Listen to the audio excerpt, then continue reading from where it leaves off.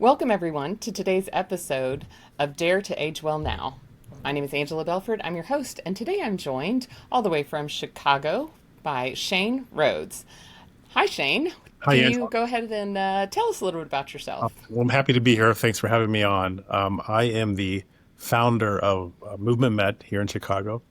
Movement Med is a studio that offers, best way to explain it, high touch, medically informed personal training for people navigating injuries, chronic conditions, or simply seeking a smarter, more sustainable way to get fit.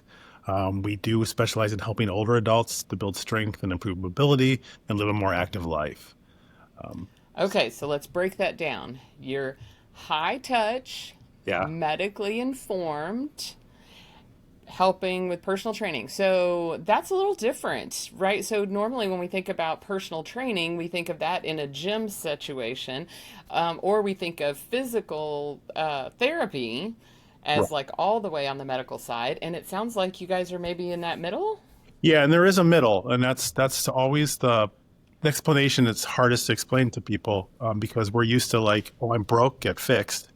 But as many people of your audience knows, as we get older, we have stuff happens, and some of these things are things that they're not going away. You have to manage it. They say to manage it through exercise. Well, I have this condition. My doctor says to exercise. Who do I trust to help me navigate this so I don't regress or injure myself? And so that's kind of where we took that niche. And we work either alongside medical professionals with clients who are in situations where they're getting some acute care, but we help with other things. Or a lot of times we get people who are post-acute to come in with post-injuries or, like I said, some conditions that you just have, you know, What's an example of like a condition somebody might have spinal that you really work? stenosis, maybe spinal stenosis is a common one. Arthritis. I mean, arthritis is not going to go away, and Right. you're not going to get it fixed and be fine. So how do you put together a exercise and fitness program that helps you get stronger, get more active, get more mobile without inflaming those joints and setting you back a little bit? And that's where me and my staff have niched ourselves. That's fantastic. Another And example would be like conditions like MS or Parkinson's. okay. You still need to exercise. So having someone guide you while you have this condition and work with your doctor, communicate with your doctor is another type of person we would see in here. That's excellent because we know that one of the two of the biggest keys to aging well is our mobility and our strength. Yes. And so I love that those are the two that you function. And you say you specialize in older adults. So that means that when I am maybe, I know typically on the podcast we talk to people 40 to 50, but even older than that, it's okay to wander into Movement Med and be like, I don't know how to do this. Yes, we're really, really good with beginners. In fact, I always tell people we have a client that comes in here, and I always point her out to people like she's 96. Oh my goodness. Amazing. So, but she's like everyone. She's had her issues in the last 30 or 40 years, but she's always embraced mobility, strength training, and consistency, and probably a moderate approach to it. And then she's lucky to still be coming in here by herself and doing all kinds of amazing things. That's beautiful. And I know that the background, you have a pretty deep background. And but I'm specifically curious. One of the things I love about this podcast is I get to be the learner. So I get to ask all Yeah. the questions that I don't have to pretend like I know everything. And so when it comes to, you guys started really heavy and strong in the Pilates space. And Yes. Have heard that it's good, but can you like break it down? Let's get like, what's the beginning part of why Pilates is really good as we are trying to age well? Okay. And I don't want to go off tangent here, but Feel been free. around the Pilates world for a long time, and it's a it's interesting to navigate it now because there's the big group class Pilates because it's growing and growing, and then there's studios like ours. But the original Pilates was it's low impact. You're working on mobility, strength, stability, breath work. So you have someone there teaching you about your posture and any imbalances you have within this like environment with this, people say, this weird looking equipment where we can adapt to anyone. I mean, I've had professional athletes, spinal cord injury, and 95-year-olds in the studio in one day. So you can adapt it to everyone, at least equipment you can. And that's probably one of the beauties in it. And then just the approach of looking at the person's body and how we can slowly bring them along. And again, it's like I said, it starts out low impact. It's not hard on the joints. If done the right way, that's how a lot of people like to start. And a lot of times we'll start our older adults who've never exercised in the Pilates side. And then we'll start adding weights because, the strength training is great for bone health and joint and pain management. So we will add the weights and strength training. But we always like that. We like that foundation of Pilates. It certainly helps. That's so interesting because I must have some preconceived notions about Pilates because I think, oh, that sounds really hard. And I don't know if it's because the group classes that I've heard about or my friends, well, I don't know. The big one of the places in my area is called Bar, and so I'm like, oh, like the ballerinas, they do Pilates, and like that, I don't even have the ability to like. I would feel clumsy. Like when I imagine myself in a Pilates class, I imagine myself feeling clumsy. And I go to yoga. I have no such preconceived notions. And so, do you find that common that people don't really know what to think about you Pilates, or you feel free to tell me that No, I'm just a weirdo? in our environment, it's different. But yeah, you're right. But there's two types of hard, right? There's hard because I'm in this class and everyone's advanced and they're pushing their bodies and I'm hard. And there's hard like, oh my gosh, this trainer's making me actually pay attention to my movements and breathing and doing everything perfect and trying to re-educate me. That's hard for some people too. Okay. So we're towards the other side. So, okay, that helps to know because I've definitely, even in yoga, I have been to studios where I felt like it wasn't, it didn't feel emotionally cozy to be a beginner. Yeah. And I ended up wandering about to find a place that did feel like it was just warm and inviting as a beginner. So then it's fun to know that there are also, when it comes to Pilates, I could think about it the same way. They're not all things created equal. I would say the beauty for beginners in Pilates, or I can say corrective exercise, or just a really good trainer with strength training, is if done right, it's not about the group, it's about you. And if someone's there to help you learn about your own body and what you're capable of in a progressive manner that's not going to overwhelm you, then they forget about what it was Pilates or strength training. I just know this might feel good and I'm learning about what I need to do, and this person's helping me. Okay, so we really are talking about the opportunity for us to find a place because part of what I want to do with this podcast is there may be people that are not in Chicago, right? And so if they're in their space, if you go to one Pilates studio and it doesn't feel like that you're feeling safe, welcome, comfortable, that it really is about learning what your body can do, go to the next one. I know that sounds like a duh, but sometimes we think, oh, Pilates isn't for me, when in fact, maybe that was just not the right place for you. And I think it's all right for some people because I know any kind of training one-on-one can be expensive and people like classes, but I think it's always good to take at least one or two one-on-one sessions with someone to get a better idea of your limitations and or understanding before you go into a group class. But there's small group classes that address all those issues and they do a good job. Okay.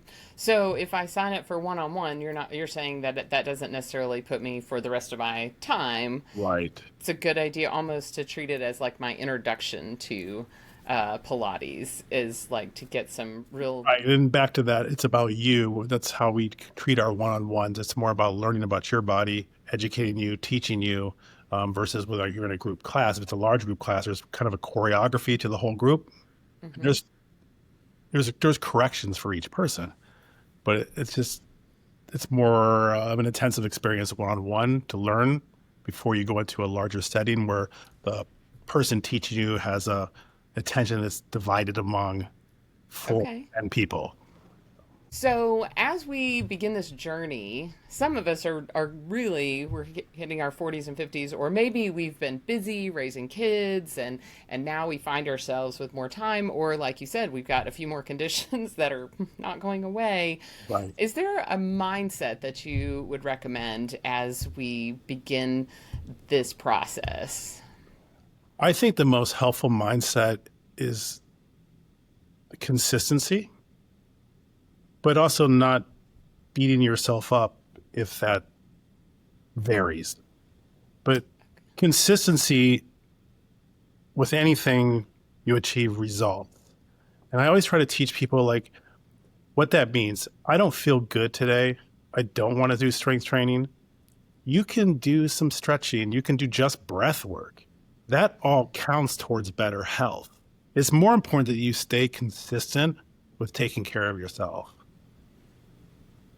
And then kind of plug in the exercise type of modality you're doing for the day based on how you feel. I mean, So at it the is end of a the day, if you're trying to get stronger and you take too many days of like not doing strength training because you just want to lay down and stretch, you're not going to get stronger. But yeah, I think consistency is the key. Do you think that there are, so what you're saying is yes, there's consistency, but there's also the ability to be a little bit flexible Yeah. in that the importance of listening to your body it sounds like a balance. Yeah. You got to kind of balance. I kind of been training people since 1989, and I've seen this time and time again, the enthusiasm, the gung ho getting into a program, and then the frustration because life doesn't keep that consistency, and then they ultimately stop. And I'm trying to say is that consistency can be a variety of things to just keep you moving. You know, and it doesn't always have to be that harder workout. It can be just some breath work, and a little bit of stretching on a day you can't make it in. 10 minutes counts because you kept the routine of taking care of yourself as the value system you are embracing, if that makes sense. It does. I love that because there's an element where um, there's a there's a kindness to yourself that you're proposing. And like, we're not going to beat ourselves up here. We are going to continue to make progress, and that progress is even celebrated that Yeah, we're I think I continuing used to tell to people when do they that. asked about Pilates, I used to say, well, it's an exercise routine that hugs your body, doesn't beat up your body. Yeah. Okay. So I think you should take that approach to yourself, especially if you've never exercised. I think the statistic now is I think only 26% of the population exercises on a regular basis. Right. So that's the issue. So I'm saying don't beat yourself up, find some consistency, and just start taking care of yourself. I love that. And so much of it has to do, I think, and I've said this before, I think it was back on episode 2, where if I think the most important thing in our desire to create consistency is actually creating a vision of where we want to go. And so if we think about, I want to be the 96-year-old that's still wandering around the Pilates studio, right? I want to be active, and I talk about my grandchildren's children, because my grandkids are 6 and 3, and so I want to be strong and healthy for them. I think when we have something that is pulling us forward versus oh, I have to exercise. Yeah. Right? Yeah. And I think the other part of that is, and this is what we see here, not to pat health professionals on the back. The medical industry is under a lot of pressure. There's a lot of strain. And in the past, we've always looked to our doctor for all these answers, and they do a great job. Having a health and fitness professional help you navigate, who's also in communication with your medical team if you have a condition, is important. I think that's what happens. It's like when people aren't getting enough information, and they know they have something they have to navigate, they kind of reach a point where sometimes you're frozen. Like, I don't know if I should do what I should do because of these two bad arthritic knees. What can I do? You know, Mm, and they need to have that conversation with someone. And it's usually a health and fitness professional or their doctor, and says, no, you can do this, mm, and start educating you what you can do. There's a lot of information online too, and that can get confusing. You can mm-hmm. go down a lot of rabbit holes of information on the internet, but there is more and more information out there and some good sources. So, That's fantastic. yeah. Well, Shane, what is one thing you would like our listeners to be left with, what that you hope that they learn from this episode? I always have this saying, and maybe it's not the right answer to your question. I always have this saying that you can always start with a positive movement experience, and if you can find that one positive movement experience, that can start the journey to Mm, more active, healthy life. And that's sometimes beautiful. it's just a matter of finding that one positive movement experience to begin.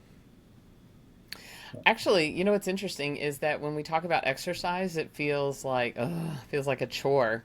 But I'm like, oh, I'm going to go seek a positive movement experience. That sounds That's fun.